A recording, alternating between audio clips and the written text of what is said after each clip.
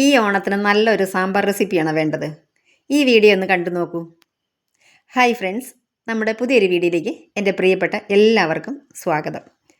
ഇന്ന് നമുക്ക് ഓണസദ്യയ്ക്ക് വിളമ്പാനായിട്ട് നല്ലൊരു കിഡിലൻ സാമ്പാർ ഉണ്ടാക്കാം. പെട്ടെന്ന് നമുക്കൊന്ന് കണ്ടു നോക്കാം ഞാനിത് എങ്ങനെയാണ് ചെയ്തിരിക്കുന്നതെന്ന്. ഞാനൊരു കടായി വെച്ച് കൊടുത്തിട്ടുണ്ട്. ഇതിലേക്ക് 2 ടേബിൾ സ്പൂൺ വെളിച്ചെണ്ണ ചേർത്ത് കൊടുക്കാം. 2 ടേബിൾ സ്പൂൺ തന്നെ വെളിച്ചെണ്ണ ചേർത്ത് കൊടുക്കണം.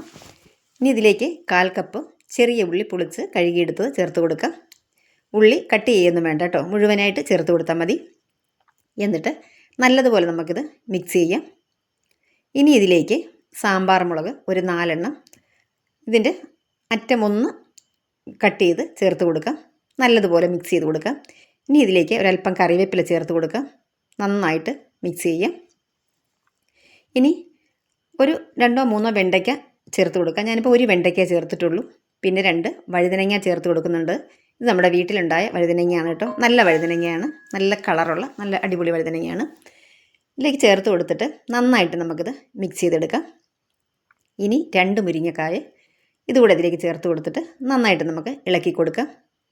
ഇപ്പം നമ്മൾ ഈ മുരിങ്ങക്കായ ഒഴിച്ചിട്ട് ബാക്കിയുള്ളതെല്ലാം ഇതിൽ കിടന്ന് ഏതാണ്ട് ഒരു 1/4 ഭാഗത്തോളം വെന്ത് വരും. അതുവരെ നമ്മളിത് ഇളക്കി കൊടുക്കണം.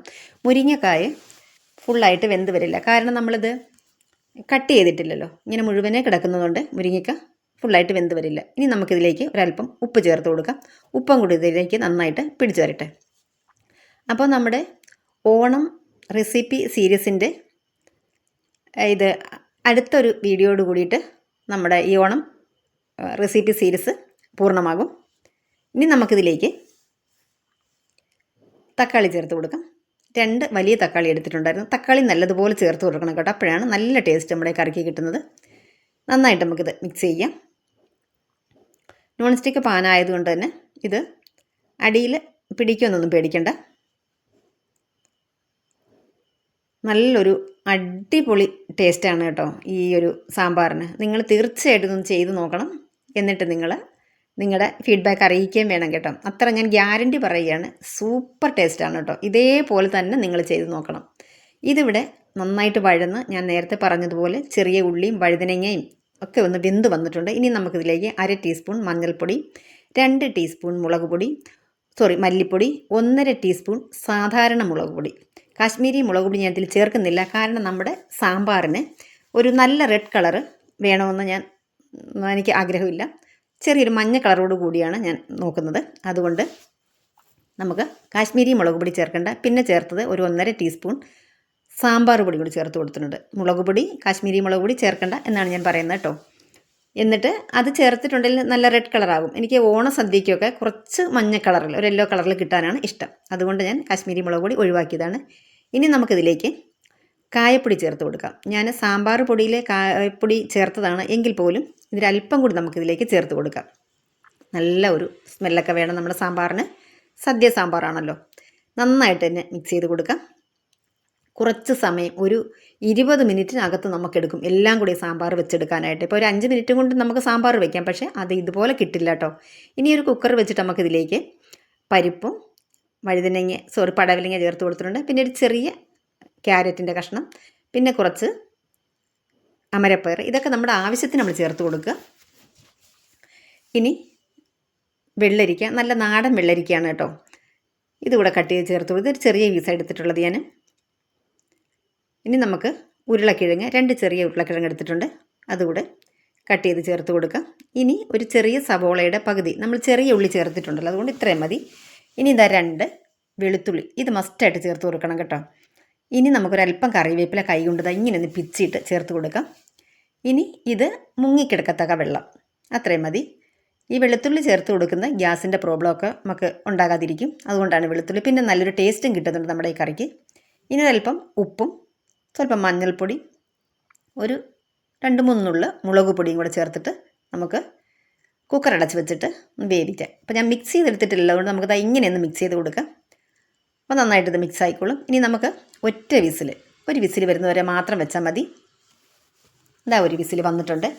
ഇതിൻ്റെ ഫുള്ളായിട്ട് ഇതിൻ്റെ എയർ പോകാനായിട്ട് അല്ലെങ്കിൽ ചൂട് പോകാനായിട്ട് നിന്നിട്ടില്ല. ഞാൻ ഒരു 5 മിനിറ്റിന് ശേഷം കുക്കർ തുറക്കുകയാണ്.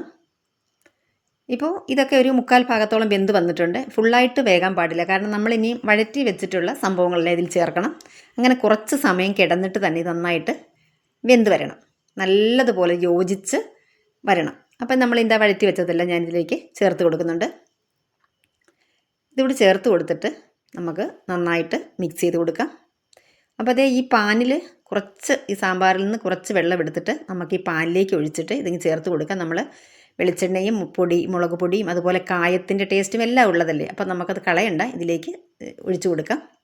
എന്നിട്ട് നല്ലതുപോലെ മിക്സ് ചെയ്യാം. ഈ തവി കൊണ്ട് മിക്സ് ചെയ്യുമ്പോൾ എനിക്കൊരു ചെറിയൊരു വിഷയം ഉണ്ടായിരുന്നു. അപ്പോൾ ഞാൻ ആദ്യം നമ്മളെടുത്ത തവി തന്നെ ഉപയോഗിക്കുന്നുണ്ട്. ഇനി ഒരു ചെറുനാരങ്ങ വലുപ്പത്തിലുള്ള പുളി പിഴിഞ്ഞിട്ട് എടുത്ത വെള്ളമാണത്, പുളിവെള്ളം. ഈ പുളി ഒരുപാട് അങ്ങോട്ട് കൂടി പോകണ്ട കേട്ടോ, അപ്പോഴും നമ്മുടെ സാമ്പാറിന് ആ ഒരു ടേസ്റ്റ് കിട്ടത്തില്ല. എന്നാൽ നല്ലവണ്ണം ആവശ്യത്തിന് പുളി വേണം. ഞാൻ ആ പുളി പിഴിഞ്ഞെടുത്ത് മുഴുവനായിട്ട് ചേർത്തില്ല, നമുക്ക് നോക്കിയിട്ട് ചേർത്ത് കൊടുക്കാം. പുളി കുറവായിരുന്നു, പിന്നീട് ചേർത്ത് കൊടുക്കുന്നുണ്ട്. നന്നായിട്ട് നമുക്ക് മിക്സ് ചെയ്യാം.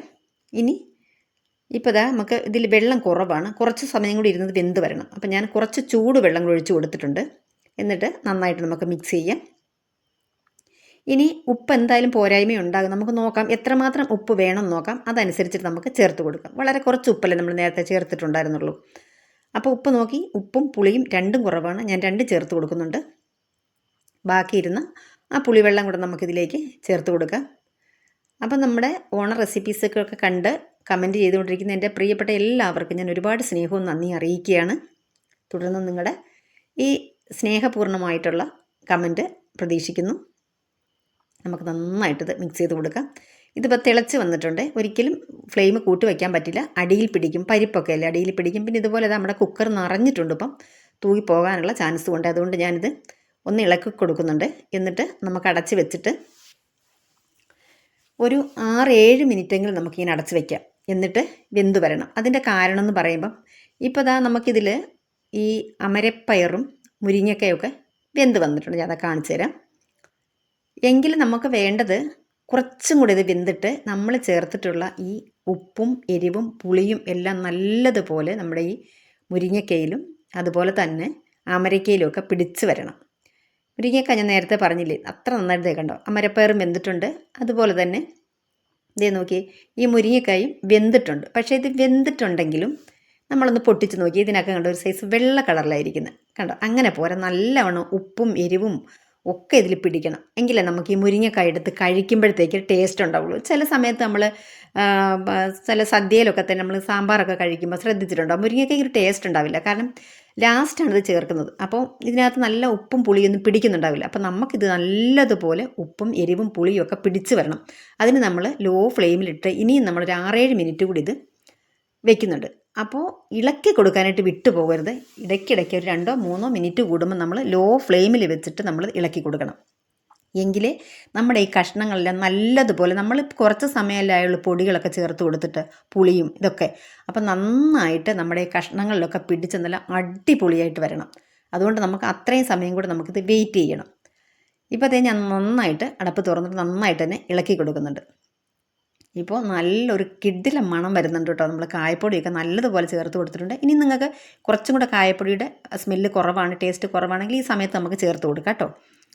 ഇപ്പോൾ കാണാനായിട്ട് തന്നെ നല്ല അടിപൊളിയായിട്ടില്ല, ഇപ്പോൾ നല്ല ക്ലിയറായി വന്നിട്ടുണ്ട്. അടിപൊളി ടേസ്റ്റിൽ നമ്മൾ സാമ്പാർ കിട്ടിയിട്ടുണ്ട് നമുക്ക്. ഇനി നമുക്ക് കുറച്ചധികം തന്നെ മല്ലിയില ചേർത്ത് കൊടുക്കാം. മല്ലിയില ടേസ്റ്റ് ഇഷ്ടമില്ലെന്നുണ്ടെങ്കിൽ കുറച്ച് ചേർത്ത് കൊടുത്താൽ അല്പമെങ്കിലും ചേർക്കണം, എങ്കിലേ നമ്മുടെ സാമ്പാറിനൊരു ഭംഗി ഉണ്ടാവുള്ളൂ, അല്ലെങ്കിൽ ടേസ്റ്റ് ഉണ്ടാവുള്ളൂ. ഇപ്പം നോക്കിക്കേ, മുരിങ്ങയൊക്കെ കണ്ടോ നല്ലതുപോലെ നമ്മൾ തൊട്ടപ്പോൾ തന്നെ അത് നന്നായിട്ട് പൊട്ടി വന്നിട്ടുണ്ട്. അടിപൊളി ടേസ്റ്റിൽ സോഫ്റ്റായിട്ട് വന്നിട്ടുണ്ട് നമ്മുടെ മുരിങ്ങക്കായൊക്കെ. ഇനി നമുക്ക് താളിപ്പ് വേണം. അതേ പാൻ തന്നെ ഉപയോഗിച്ചിട്ടുള്ള കഴുകിയെടുത്താണ്. അതിലേക്ക് ഞാൻ വെളിച്ചെണ്ണ ഒരു 1.5 ടീസ്പൂൺ വെളിച്ചെണ്ണ ചേർത്ത് കൊടുത്തിട്ടുള്ളൂ. അതിലേക്ക് കടുക് ചേർത്ത് പൊട്ടിച്ചു. പിന്നെ അതാ ചെറിയ ഉള്ളി അരിഞ്ഞ് ചേർത്ത് കൊടുത്തു. അതൊന്ന് ഫ്രൈ ആയി വന്നപ്പോഴത്തേക്ക് വറ്റൽമുളകും കറിവേപ്പിലയും ചേർത്ത് കൊടുത്തിട്ടുണ്ട്. ഇനി നമുക്ക് നല്ലതുപോലെ ഒന്ന് ഫ്രൈ ആക്കിയിട്ട് നമുക്ക് സാമ്പാറിലേക്ക് ചേർത്ത് കൊടുക്കാം.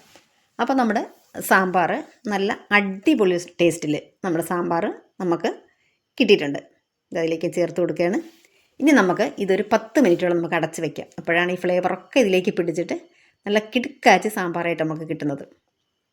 കണ്ടോ? അപ്പോൾ അതേ ഒന്നുകൂടി ഞാനൊരു 10 മിനിറ്റ് ശേഷം ഇളക്കി കൊടുത്തിട്ടുണ്ട്.